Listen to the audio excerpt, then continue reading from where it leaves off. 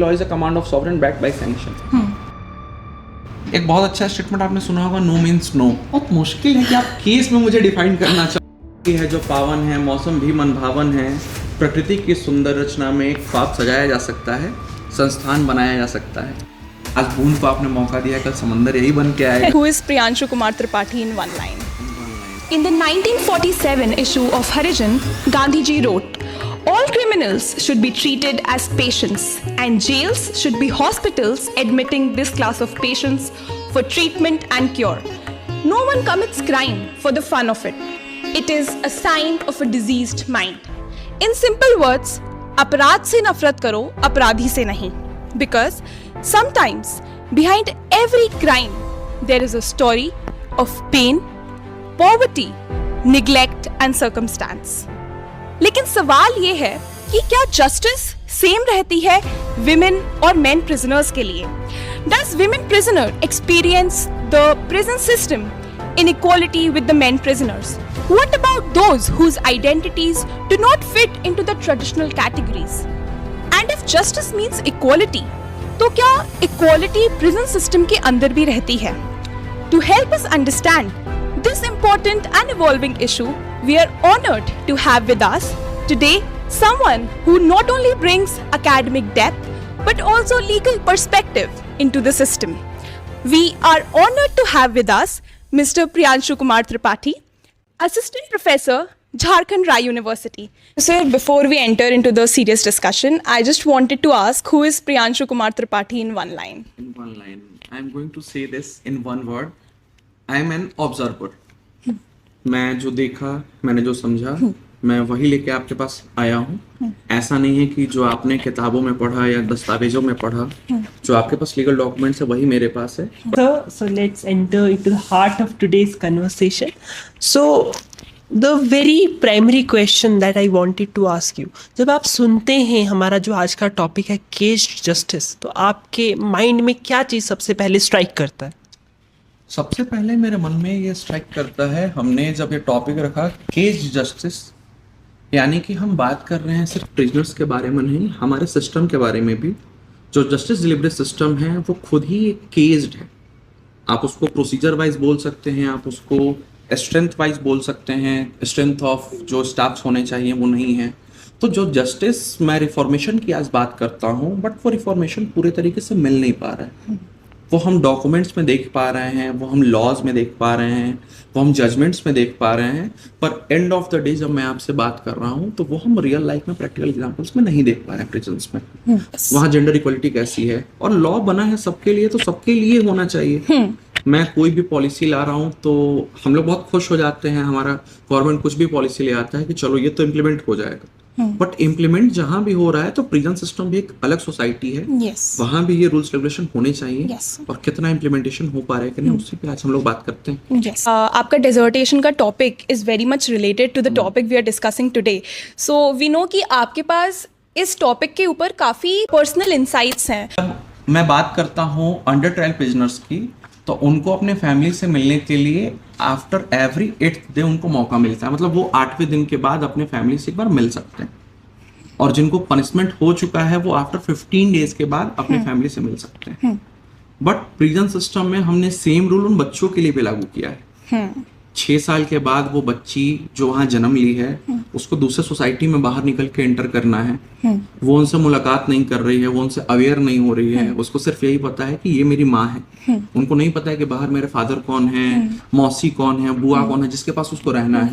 तो after 6 years उसका survival बहुत मुश्किल हो जाएगा। फैमिली आउटसाइड बिल्कुल कट हो गई है। आप वो इमोशनल अटैचमेंट सोचिए, आफ्टर 6 years जब वो बच्ची बाहर निकलने वाली है, उसके बाद उनकी माँ को भी पता है कि अब मैं इससे बहुत बार नहीं मिल पाऊंगी, क्योंकि अब तो डिटैच हो गई। और उस बच्ची का आप इमोशनल और साइकोलॉजिकल सिचुएशन समझिए कि उस बच्ची को हमारी सोसाइटी एक्सेप्ट ही नहीं कर पाएगी। ना वो बच्ची उस सोसाइटी को एक्सेप्ट कर लेगी, क्योंकि उसने किसी को देखा ही नहीं, उसको पता ही नहीं है कि ये पेंसिल किस दुकान पे मिलता है, बस उसको पता है कि मिल जाता है। उसको पता ही नहीं है कि कहाँ मैं किस चीज के लिए जा सकती हूँ। तो उसके लिए एक पूरी नई दुनिया होगी। तो वहां भी हम देख सकते हैं कि बहुत बड़ा इशू है प्रिजन सिस्टम में, जहाँ पे हम बच्चों को भी वो अवेयरनेस या वो जस्टिस नहीं दे पाए जो मिलना चाहिए। ऑल्सो सर वो लड़की के साथ भी बहुत सारे टैबूज अटैच हो जाएंगे, बिकॉज इवन इफ वो 6 years के बाद वो जब बाहर जाती है तो लोग उसे ऐसे नहीं देखेंगे दैट शी कम्स फ्रॉम एक family, they will see it as कि वो एक प्रिजनर की लड़की है। उसकी मम्मी जेल में रहती हैं जिन्हें लाइफ टाइम इम्प्रिजनमेंट मिली है, तो अगर वो कहीं भी इवन वो ट्राई करती है कि वो एसोसिएट करे लोगों के साथ, but at the back of the mind लोगों के दिमाग में भी कहीं ना कहीं और उसके खुद के दिमाग में भी कहीं ना कहीं वो सेल्फ एस्टीम उसकी काफ़ी कम हो चुकी होगी, ऐसा मैं अज्यूम कर रही हूँ। और उसका जो बिल्कुल कॉन्फिडेंस ऐसा होता है। और इसमें भी मैं जेंडर किस लिए बात कर रहा हूँ, सपोज करिए अभी मैं एक फीमेल चाइल्ड की बात कर रहा हूँ, वहीं पे उसके जगह पे अगर कोई मेल चाइल्ड होता तो बहुत जल्दी उसके फैमिली वाले उसको एक्सेप्ट कर लेते हैं, करें तो बच्चा इसको भेज दो, उसको 2 साल में बाहर निकाल लेंगे, क्योंकि 6 साल तक वो बच्चा अपनी मदर के साथ रह सकता है, but it is not compulsory कि वो रहेगा ही।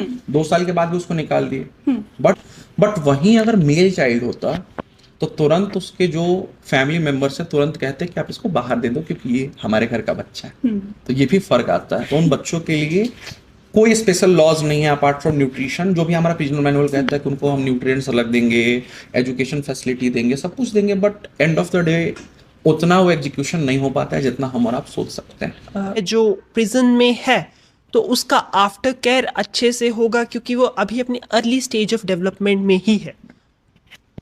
जैसे हम बात करते हैं राइट्स ऑफ चिल्ड्रन की, तो उनमें एक बात आती है बहुत सही, मेंटेनेंस की। तो मेंटेनेंस की जो ड्यूटी होती है that is not only for the mother, वो ड्यूटी जो है मेंटेनेंस की वो फादर पे भी आती है, क्योंकि इनिशियली जब बच्ची होती है तो उसका जो नेचुरल गार्जियन होता है हम लोग मान लेते हैं कि वो मदर है, but end of the day जो नेचुरल गार्जियन होता है या जो फर्स्ट गार्डियन होता है वो फादर होता है। तो उनकी लीगल ड्यूटी है कि उसको मेंटेन करना, उसको प्रोटेक्ट करना। तो ऐसा हम और आप ये बोल सकते हैं कि शायद ना हो, बट हमारा लॉ ये परमिट करता है कि it is the obligation of the father to maintain her, तो वो बिल्कुल करेंगे ही। ये सब नॉलेज उसको वहाँ नहीं मिल पाएगा क्योंकि वहाँ पे हर दूसरे चीज़ का रिस्ट्रिक्शन है। उसको नॉलेज देने के लिए, लीगल अवेयरनेस देने के लिए, क्योंकि वो बच्ची 6 साल की है तो ये अवेयरनेस उसको तो नहीं मिल पाएगा, बट जब आप उस बच्ची को रिलीज कर रहे हैं तो जो जिनको आप हैंड ओवर कर रहे हैं, तो ये ड्यूटी वहाँ के ऑफिसर्स की होनी चाहिए जो प्रिजन सिस्टम में है कि आप उन के फादर या जो भी गार्डियन है जिनके पास आप उनको दे रहे हैं, आप उनसे एफिडेविट ले लीजिए कि अगर इनके साथ कुछ भी वैसा इशू होता है तो यू विल बी लाइबल। दूसरी चीज है कि ऐसा जरूरी नहीं है कि जो फादर या जो अलग गार्जियन आए वो बहुत लीगली एजुकेटेड हो, तो उनको आप एक लीगल अवेयरनेस प्रोग्राम आप 1 वीक का चला दो या 1-2 दिन का, जिसमें एक काउंसलर हो, उनको बताए कि आप इनको किस तरीके से रख सकते हो, क्योंकि उस बच्ची के लिए बेसिक नीड्स के लिए भी अब पूरी डिपेंडेंसी आप पे हो जाएगी, क्योंकि वो प्रिजन सिस्टम में थी तो उसको 3 times meal along with that जो उसको इमोशनल सपोर्ट चाहिए था उसके मदर से मिल रहा है। वहां पे जब वो बाहर निकलेगी तो उसको 3 टाइम मील्स के लिए पूरा डिपेंडेंसी, इवन बेसिक राइट्स के लिए भी उनके फादर या गार्डियन पर होगा। तो ऐसा हम लोग एक काम इनिशिएटिव कर सकते हैं from the side of the officers who are in prison system कि वो कुछ अवेयरनेस प्रोग्राम चलाएं कि अब बच्ची जब 1 हफ्ते में रिलीज होने वाली है तो उसके पहले फादर के साथ उसको उस तरीके से गार्डियन के साथ अटैच करें ताकि फिर इशू ना हो, तो हमारे पास वो एक लीगल सपोर्ट रहे। ऑल्सो सर, आजकल जब हम एक ऐसे टाइम में रह रहे हैं जब movies and web series they have become boom, so everyone today is watching something और द अदर, तो उसमें हम ये भी देखते हैं कि काफ़ी मूवीज़ वगैरह आती हैं जो कि डिपिक्ट करती हैं प्रिजन सिस्टम कैसा है या after a person is convicted उसके साथ क्या क्या किया जाता है। So for example one of the series which I have watched recently was criminal justice starring Pankaj Tripathi. So sir, आपको क्या लगता है जो आजकल मूवीज़ या वेब सीरीज़ में डिपिक्शन होता है प्रिजनर्स का या प्रिजन सिस्टम्स का, क्या वो बहुत ज़्यादा एग्जैजरेटेड वर्जन होता है या वो मतलब जो डिपिक्शन है वर्सेस जो रियलिटी है उसमें आपको क्या डिफरेंसेस या सिमिलैरिटीज़ लगती हैं? नहीं, नो डाउट। देखिए, जब हम बात करते हैं वेब सीरीज और फिल्म्स की तो वो पूरा बिल्कुल एग्जैक्ट सेम सिचुएशन या सिनेरियो नहीं होता है जो रियल लाइफ में होता है, क्योंकि in real life we have human right commission, हमारे पास लॉज हैं, हमारे पास प्रिजन मैनुअल्स हैं जिनके अकॉर्डेंस में काम करना पड़ता है। बट क्योंकि हमारे पास बहुत इल इंफ्रास्ट्रक्चर है, हमारे पास ओवरलोडेड प्रिजन्स हैं जो भी, तो कुछ इश्यूज हो सकते हैं। उसको रील में भी देखा आपने, उसको रियल में भी देखा, तो आप ये डिपिक्ट कर पाते हैं कि नहीं वो ज्यादा दिखा दिया, वो कम दिखाया, ऐसा नहीं होता है। बट प्रिजन सिस्टम में क्या है कि आप जो मूवीज में दिखाई जा रही है वो सिर्फ देख रहे हैं, राइट, तो there may be a chance कि वो एक पहलू है, यस, और थोड़ा सा वो एंटरटेनिंग बनाने के लिए, इंगेजिंग बनाने के लिए थोड़ा ऊपर नीचे वो दिखा दिया गया, बट एग्जैक्टली वो सेम सिनेरियो नहीं होता है। ऐसे बहुत सारे awareness program, counselling session, reformative events prison system में किए जाते हैं। इंफ्रास्ट्रक्चर लैक है, मैं मानता हूं, बट इतना डिग्रेडेशन नहीं है जितना हम उसको बहुत ज्यादा दिखा देते हैं। सोशल एक्सेप्टेंस है, ये सच में बहुत इशू होता है, और इसमें आपको जेंडर इसलिए भी देखने को मिलता है। जैसे मैं आपको बहुत एक सिंपल से एग्जांपल से समझाता हूँ। हमारे झारखंड में खूंटी डिस्ट्रिक्ट है, जैसे आपने एक सीरीज देखा होगा जामताड़ा, उसमें क्या दिखाया गया है, साइबर क्राइम्स के बारे में। खूंटी जो है वहां पे जो ड्रग्स इनटेक है या ड्रग्स रिलेटेड क्राइम है बहुत ज्यादा आपको देखने को मिलेगा, ड्रग्स एब्यूज जिसको आप बोल सकते हैं। मेल जब एक प्रिजन सिस्टम से बाहर निकलता है तो आप और हम बहुत जल्दी उसको सोशली एक्सेप्ट कर लेते हैं। इवन उसकी शादी में भी कुछ इश्यू नहीं आएगा, इवन उसको जॉब में भी सब कुछ नो ऑब्जेक्शंस मिल जाएंगे, उनको सोशल भी हम एक्सेप्ट कर लेते हैं। जैसे बहुत सारे एग्जांपल्स में आप देखे होंगे कि बहुत सारे लोग जो पेरोल पे आते हैं उनको किस तरीके से उनका वेलकम होता है। सोशल जो विमेन की रिस्पॉन्सिबिलिटीज उनके साथ सोशल अटैच की जाती है।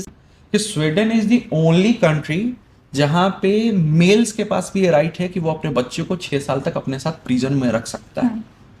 तो ये देखिए, जब मैं बात करता हूँ किसी के बच्चे की ग्रोथ की या उसकी नर्चरिंग की, तो it is not only the duty of mother, it is the duty of father too. वो भी उस बच्चे से इमोशनली कनेक्टेड है। इमोशन के एक्सप्रेशन का तरीका दोनों का अलग हो सकता है, ये होता है ना। तो मुझे ऐसा लगता है कि हमने मेल्स को भी बहुत ज्यादा हक नहीं दिया है हमारे लॉज ने, क्योंकि हमें लगता है कि वो नहीं कर पाएंगे। दूसरी चीज, जब आपने सैनिटेशन की बात की, तो बिल्कुल जैसे मैं मेल्स की बात कर रहा हूँ और मेल और फीमेल की बात कर रहा हूँ, तो दोनों के लिए जो हेल्थ है, जो सैनिटेशन है, दोनों फर्क पड़ता है। तो हमें दोनों तरीके से काम करना चाहिए। बहुत जगह हम लोग सेपरेट प्रिजन्स की बात करते हैं फीमेल्स के लिए, but in India due to the overloaded prison system हमारे पास ओनली 14% फीमेल्स हैं जो सेपरेट प्रिजन सिस्टम में रहती हैं, वरना ये बहुत हेजिटेशन है किसी चीज को एक्सेप्ट करने में। एक प्रिजन सिस्टम है जहां पे मुझे पता है कि हर दूसरा व्यक्ति किसी ना किसी गुनाह में अंदर आया है, जिसको पनिशमेंट मिल चुकी है। उसके साथ ये कितना डिसएंगेजिंग और कितना इरिटेटिंग होगा कि वहां पे एक फीमेल किस तरीके से सरवाइव कर रही होगी, क्योंकि ओनली 14% फीमेल से जो अलग रहती हैं। हमारे पास जब प्रिजन सिस्टम इतना ओवरलोडेड है तो हमें ना चाहते हुए भी साथ रखना पड़ता है।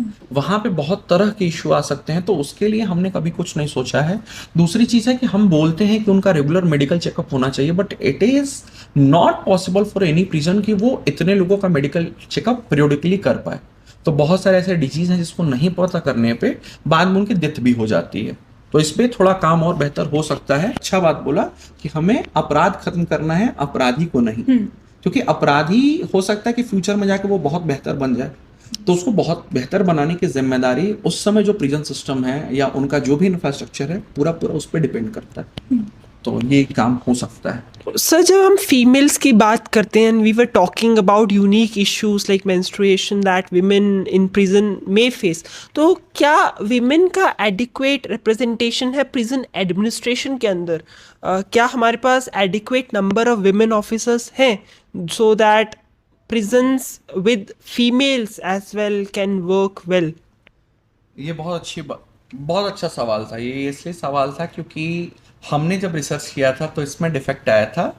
सिर्फ वुमेन रिप्रेजेंटेशन ही नहीं, स्टाफ बात करते हैं तो इवन ओवरऑल ही रिप्रेजेंटेशन कम है। 2 स्पेशल लीव पॉलिसी दे पाएंगे हम लोग। जब एक आउटर सोसाइटी में हम और आप ये बात कर रहे हैं कि 4 डे वर्क्स होना चाहिए, 5 डेज नहीं होना चाहिए, 6 डेज नहीं होना चाहिए, वहां पे प्रिजन सिस्टम में जो स्टाफ्स काम कर रहे हैं उनको आप 28 डेज वर्क करा रहे हैं, और ये भी नॉट ओनली फॉर 8 आवर्स। तो सोचिए कि उनका साइकोलॉजिकल डेवलपमेंट कैसा है। ऑल्सो सर, ह्यूमन राइट्स तो उनके भी हैं। जब मैं प्रिजन सिस्टम की बात करता हूं तो जो प्रिजनर्स के राइट हैं वो स्टाफ्स के ड्यूटी पे डिपेंड होते हैं। जब स्टाफ्स की ड्यूटी अच्छे से तब हो पाएगी जब स्टाफ्स को राइट मिलेगा।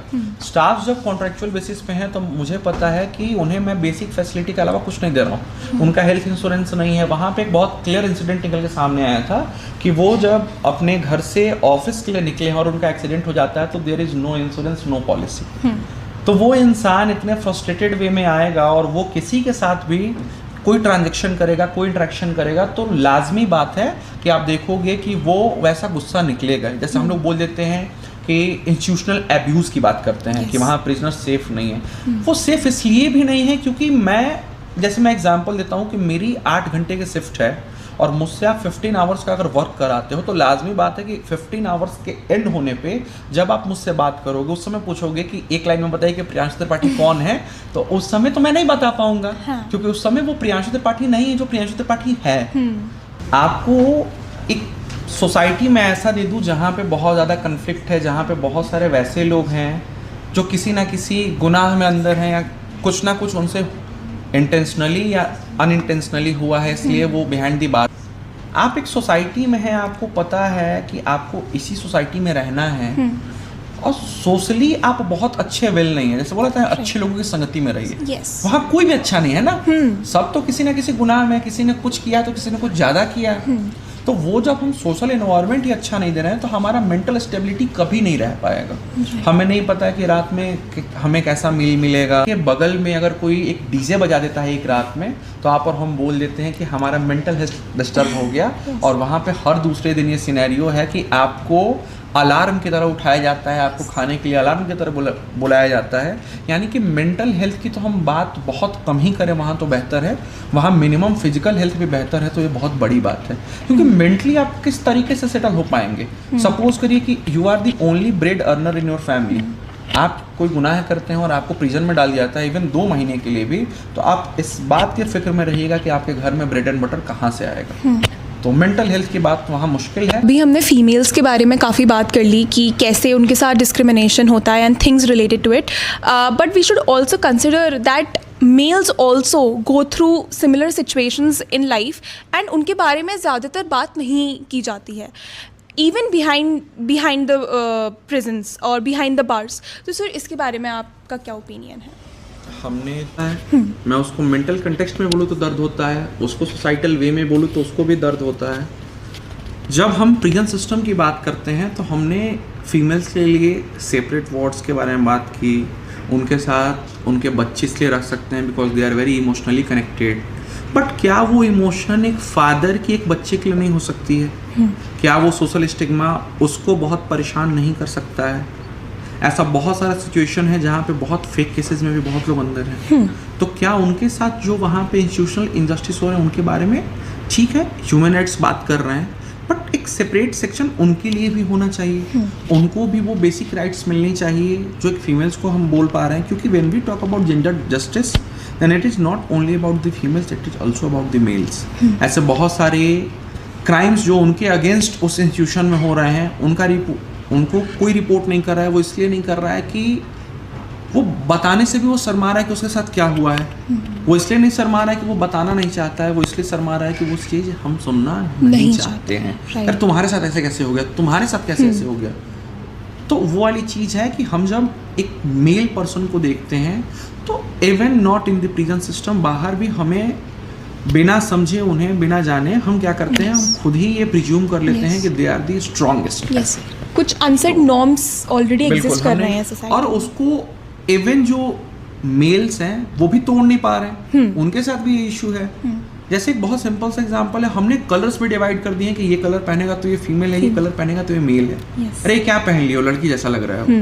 इवन हमारे इमोशंस को कि आप रो रहे हो तो आप लड़की हो, हाथ में चूड़ियाँ पहन लो। तो हमने जो सिनोनिम्स तैयार किया, हमने जो कोट्स तैयार किए, हमने उससे एक ऐसी सोसाइटी बिल्ड कर दी कि मेल को कभी वैसा सिनेरियो या वैसा सिचुएशन होता है तो वो रो ही नहीं पाएगा। Any sexual activity against the course of nature, तो उसको पूरी तरह से ही डिक्रिमिनलाइज कर दिया गया, even non consensual sexual intercourse को भी। तो इससे जब हम बात करते हैं प्रिजन सिस्टम जहाँ people with criminal tendencies prisons के अंदर हैं, तो इसकी प्रोबेबिलिटी बहुत ज़्यादा बढ़ जाती है कि जो अदर इनमेट्स हैं वो सेक्सुअल हरासमेंट सफ़र कर सकते हैं फ्रॉम द जो इनमेट्स हैं उसी प्रिजन के अंदर। तो इससे ये जो भारतीय न्याय संहिता है उसने तो पूरा स्ट्रिप ऑफ कर लिया है जितना भी प्रोटेक्शंस अवेलेबल थे मेन के पास। तो इससे क्या इम्प्लीकेशंस है? देखो इम्प्लीकेशंस तो हैं, बट बहुत सारे जब आप करते हैं तो आप अपने इंफ्रास्ट्रक्चर का कमी और उसको स्ट्रॉन्ग पॉइंट उसका दोनों जानते हैं। तो आपके लिए एक बेनिफिट क्या है, जब मैं इसकी बात कर रहा हूँ, ऐसा लाजमी बात है और ये 100% बिल्कुल सही हो सकता है कि जो सबसे हीनियस और सबसे क्रिमिनल माइंड का ऑफेंडर है, सिक्योरिटी की बात करते हैं, तो जब रिफॉर्मेशन की हम बात करते हैं तो वो वहाँ रहते हैं। अगर आपके पास इंफ्रास्ट्रक्चर में जो ह्यूमन कैपिटल है वो कम है, तो हम डिजिटल कैपिटल्स का यूज कर सकते हैं। वो सीसीटीवी सर्विलेंस में रह सकते हैं, वो सीसीटीवी के अंडर गाइडेंस में रह सकते हैं। वहाँ पे जब वो रहेंगे तो वो बिहेवियरल चेंज होगा और जो डिफरेंस है वो ख़त्म होगा धीरे धीरे। क्योंकि जब पीटी ऑफेंसेस वाले लोग वहाँ रहते हैं तो बहुत ज़्यादा चांसेस होता है कि वो अंदर से रिफॉर्मेशन नहीं, वो हीनियस क्रिमिनल बन के भी निकलते हैं। इसकी एक बहुत अच्छी स्टोरी है कि एक बच्चे के साथ एक गुनाह हो रहा था, वो बचपन से वो गुनाह देखते आया है। एक दिन जब वो रिबेलियस हो गया तो उसको पता चला कि जब मैं बहुत रिबेल करके या मैं सामने वाले को खुद के डिफेंस के फॉर्म में नहीं उसको अटैक कर सकता हूँ तो मैं बच सकता हूँ। धीरे धीरे उसने अपने उसको हैबिट में इंटीग्रेट किया और आज वो बहुत बड़ा क्रिमिनल बन गया। तो मैं देंगे जो अभी तक नहीं आए हैं, यानी कि हमें पता है कि हम ज्ञान किसको दे सकते हैं। तो वो चीज़ होता है, तो जब हम उसको सेपरेट कर देंगे तो there must be the chance. Integration बहुत ज़रूरी है। जैसे आप सब एक टीम मिल के ये काम कर रहा है, तो यहाँ पे फर्स्ट ईयर है, सेकंड ईयर है, थर्ड ईयर है, फोर्थ ईयर है, फिफ्थ ईयर, सब कुछ। बट मैं वैसे सोसाइटी की बात कर रहा हूँ जहाँ पे हर दूसरा कोई उस माइंडसेट का नहीं है, तो वहाँ पे सेपरेशन बहुत ज़रूरी है। जब हम ये सेपरेशन की बात कर रहे हैं तो it is not about the security of the prisoners, it is also about to less the overburden of the prison system. जो पीटी ऑफेंसेस में मैं उनको क्यों जेल में रखूँ, मैं उनको रिफॉर्मेटिव होम्स में रख सकता हूँ, जिसके लिए मुझे लेस ह्यूमन कैपिटल चाहिए, क्योंकि मुझे पता है कि वो भागेगा नहीं, मुझे पता है कि वो कुछ शैतानी नहीं करेगा, तो मैं उनको सीसीटीवी के गाइडेंस में भी रख सकता हूँ। तो हम ये काम कर सकते हैं। So it was really fun talking about all these things because हमें भी काफ़ी नया पर्सपेक्टिव जानने को मिला है, like because whatever we know is from the textbooks, from the online sources, but what happened today was we also got to know कि actually में reality क्या है and the stories which you shared, something beyond academics also, life in general. So sir, you can answer the questions in one line, one sentence, or as you want. Yes sir. So sir, the first question is, if you could instantly change one law or one legal mindset in India, what would it be and why? मैं इसे change करना चाहता हूँ और वो मुझे अभी सबसे ज़्यादा खलता है, दैट इज़ मैरिटल रेप। मैं एक ऐसे सोसाइटी में रहता हूँ जहाँ पे एक फीमेल जब घर से बाहर निकलती है तो हम उसको बोलते हैं कि यू आर इनसिक्योर, आप बाहर नहीं जा सकते। बट मैं जब बात करता हूँ घर में, एक फीमेल अपने घर में आने से डरती है कि there may be a chance कि मेरे साथ कुछ ऐसा हो। अगर कोई एक इंसान आपके साथ रिलेशन में, ऐसे रिलेशन में आता है जो आपका हस्बैंड है, हम एक सोशल जो भी सेक्रामेंट हम बात करते हैं, वहां पे ये राइट के अंडर ट्रीट करें। एक बहुत अच्छा स्टेटमेंट आपने सुना होगा, no means no. No means no. It is very immaterial कि एक अनमैरिड फीमेल है तो उसके पास ये हक है और एक मैरिड फीमेल है तो उसके पास हक नहीं है। हम लोग बोल सकते हैं कि हमारे पास मैरिटल रेप के जो भी ऑफेंसेस है रिपोर्ट नहीं होते हैं, तो वो रिपोर्ट इसलिए भी नहीं होते हैं कि सोशल स्टिग्मा वहाँ भी काम करता है। And the very second thing, वहाँ पे एक और चीज़ काम करता है कि हमारे पास कुछ लॉज नहीं कि जिसके अंदर वो जाके कंप्लेंट हो पाए। बहुत से बहुत आप उसको डोमेस्टिक वायलेंस की तरह ट्रीट करोगे, वो भी कहीं ना कहीं हैम्पर होता है। तो मैरिटल रेप पे हमारे पास लॉ आनी चाहिए और जो रेप का पनिशमेंट है उससे ज़्यादा सीरियस पनिशमेंट मैरिटल रेप पे मिलना चाहिए, क्योंकि एक फीमेल बाहर हो सकता है, there may be a chance कि वो अनसेफ हो सकती है, बट वो अपने घर में अनसेफ है। अगर आपको एक अपॉर्चुनिटी दिया जाए कि आप एक हिस्टोरिकली एक किसी लीगल ल्यूमिनरी से इंटरैक्ट कर पाएँ, तो वो कौन होंगे और क्यों आप उनसे इंटरैक्ट करना चाहेंगे?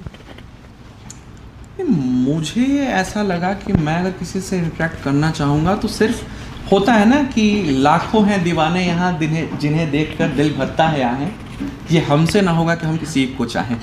तो ऐसे बहुत सारे लोग हैं जिनको हम पढ़े हैं, ऐसे बहुत सारे लोग हैं जिनको हम समझे हैं, तब जाके हमें लॉ सीखने को मिला है। बट मैं आपके नेचुरल स्कूल्स के कुछ फिलोसफर से मैं ज़रूर चाहूँगा उनसे मिलूँ, इवन एनालिटिकल स्कूल्स के जो फिलोसफर है, क्योंकि फिलोसफी जब हम पढ़ते हैं, जैसे फॉर एग्जांपल ऑस्टिन के मैं फिलोसफी की बात करता हूँ, तो हम क्लियरली हम और आप ये बोल देते हैं कि law is a command of sovereign backed by sanction. But ये उनकी फिलोसफी इसलिए नहीं थी कि वो अपने से कुछ बनाए हैं, वो सोशल सोसाइटी में रहे हैं, वो एक्स आर्मी ऑफिसर थे, तो वहाँ उन्हें पता था कि रूल अगर कोई सैंक्शन से बैक करता है तो वो लागू हो जाता है, फॉलो हो जाता है। तो मुझे ऐसे बहुत लोगों से मिलने की उम्मीद है, और मैं जो स्टूडेंट्स का स्टूडेंट हूँ, तो मुझे उन्हीं स्कॉलर से मिलना है जिसने कुछ ना कुछ थ्योरी दी है। ओके सर, बिल्कुल मैं मिलना चाहूँगा, मुलाकात अब ऊपर ही होगी, यहाँ मुमकिन नहीं। yes. Before we formally conclude this session, since you are an alumni of our university, so we are very well aware of your talents, and we also know that you write a lot. So sir, if you could share anything which you have written recently. Recently तो मैंने वैसा कुछ बहुत खास लिखा नहीं है, जो मुझे याद है मैंने इस यूनिवर्सिटी पे ही कुछ लाइंस लिखे थे, मैं उसी को फिर सुना देता हूँ आपको। आपने पहले भी सुना होगा या नहीं सुना है तो आप फिर से सुन लो, जिसका टाइटल था जोहार रहेगा। कि मिट्टी है जो पावन है, मौसम भी मनभावन है, कि मिट्टी है जो पावन है, मौसम भी मनभावन है, प्रकृति की सुंदर रचना में एक ख्वाब सजाया जा सकता है, संस्थान बनाया जा सकता है, जिस पे दस्तावेजों पर बात हो, कानून के कई पहलू से मुलाकात हो, पठन पाठन के सिरहाने संविधान का हुंकार रहेगा, जोहार रहेगा, जोहार रहेगा। Great sir, thank you very much sir. और हमारे यूनिवर्सिटी में कुछ ऐसा काम होता है तो मुझे बहुत इसलिए खुशी मिलती है कि मैं जब अपने घर में लौटता हूँ तो मुझे बहुत अच्छा लगता है कि कुछ लोग बहुत अच्छा कर रहे हैं। मुझे बुलाने के लिए, मुझे अपना वक्त देने के लिए, मुझे आज छुट्टी के दिन आपने अपना वक्त दिया है, ये बहुत बड़ी बात है मेरे लिए। मुझे पता है कि मेरा नॉलेज बहुत थोड़ा है, क्योंकि मैं जानता हूँ कि अभी बहुत कुछ सीखना है इसमें, लेकिन उतने में ही आपने मुझे मौका दिया तो ठीक है। आज बूंद को आपने मौका दिया, कल समंदर यही बन के आएगा। बहुत बहुत thanks Thanks a lot sir, thank you sir.